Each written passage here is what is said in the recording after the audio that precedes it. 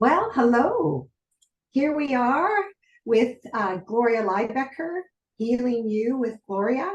And I'm Gloria's co-host, Gail Donohue. Lovely to be here again, Gloria, with you. And I'm really interested in if we can chat a bit more about our behaviors that we have as humans. And what I've heard you describe before is that we have two behaviors that occur. One is an oscillating behavior, and then another one is an advancing behavior. So, can you chat a little bit more about what's the difference between the two? And, how do we? I'm guessing that the advancing pattern is the one that we would like to be moving towards in choosing our life and how the life we want to create. But how do we get there? So, yeah, if you can tell us a little bit more about these two patterns. Absolutely.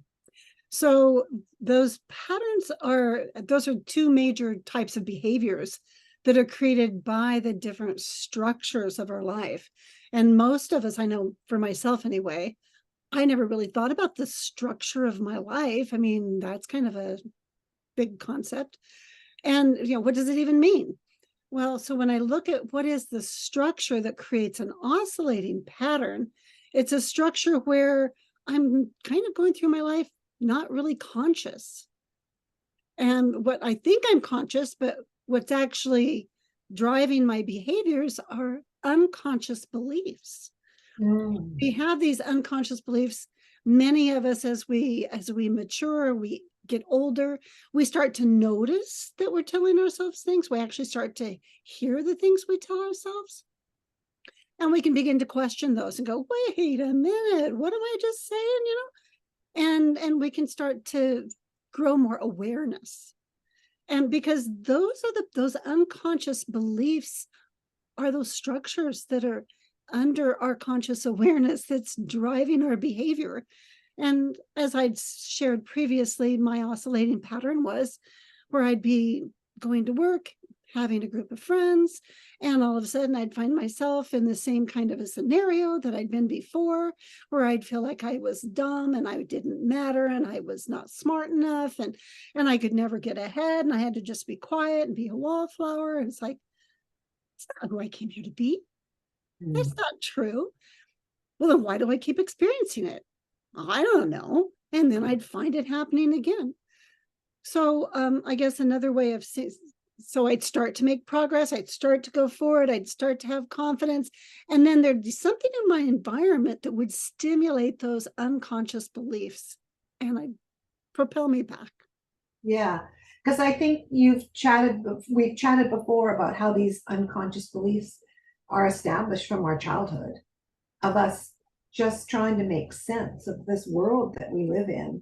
And as little ones, we believe we're all powerful in that whatever is good is us doing it. But conversely, the one that we learn very well is if anything bad happens or if things aren't going well, or we're not receiving the attention from our parents, our siblings, or the love that we long for, it's our fault.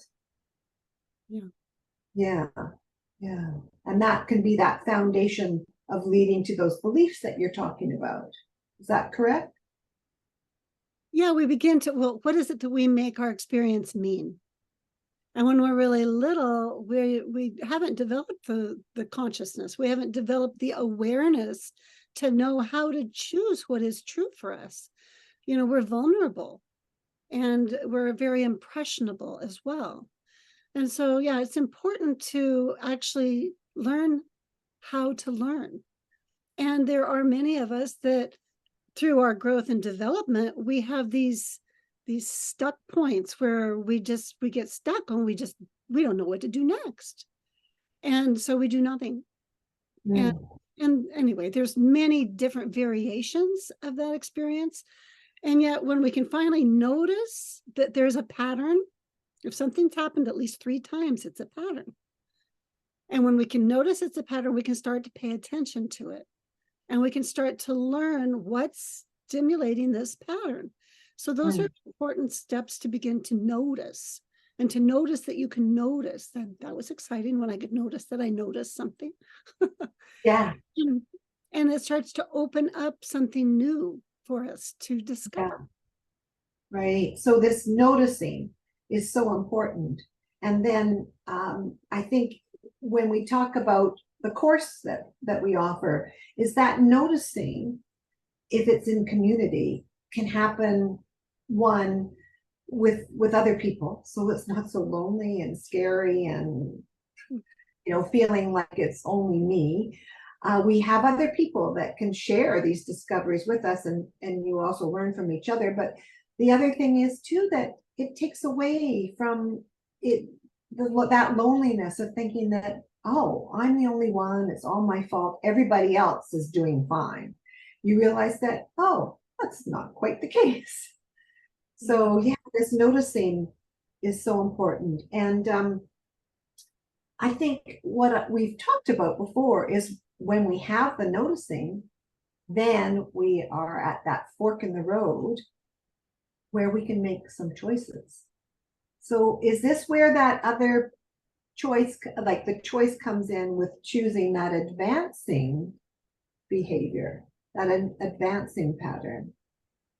Yeah. Well, when we can begin to notice that we're in an oscillating pattern, that we keep going back and having this experience that we don't want, and it's not who we are, when we can start to learn how to name what's happening, to name what is, without making it right or wrong.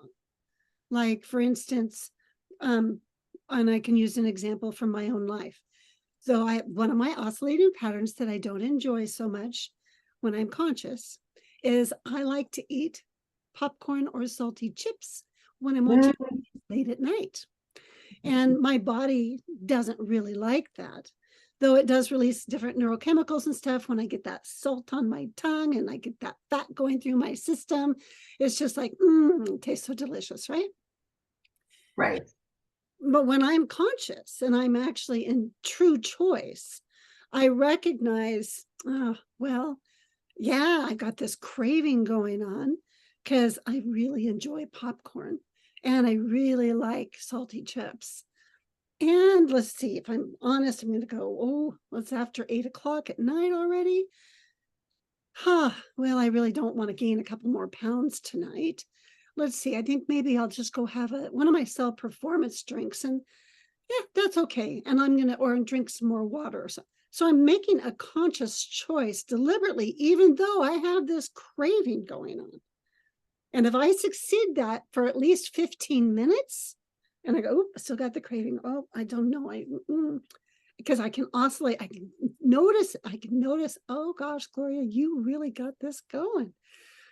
Yeah, you do. You love popcorn and stuff. Maybe you make some tomorrow afternoon. Okay, yeah, I could probably do that. I can have a conversation with myself. I can actually acknowledge I want this health. I want health, I want to stay healthy. And if I Mm. really want to stay healthy, I'm going to be conscious when I have these programs that are going through, tend to go beneath my conscious awareness, going to recognize them, going to name them, going to step back. I'm going to remember, what do I really want? I want to feel like I have vitality, that I have energy. Yeah, I love what you've described here, Gloria, with this example about eating, because I certainly could relate to it. Absolutely, for sure. So let's save this description about how we get to the choice and moving towards this advancing behavior at our next session. We can pick it up. How does that sound? Sounds great, Gail. Okay, we'll see you next week, and we'll chat about this advancing pattern and what's behind it. How can we, consciously access this choice more? Okay, I look forward to it, Gloria. Okay, thanks. Bye now.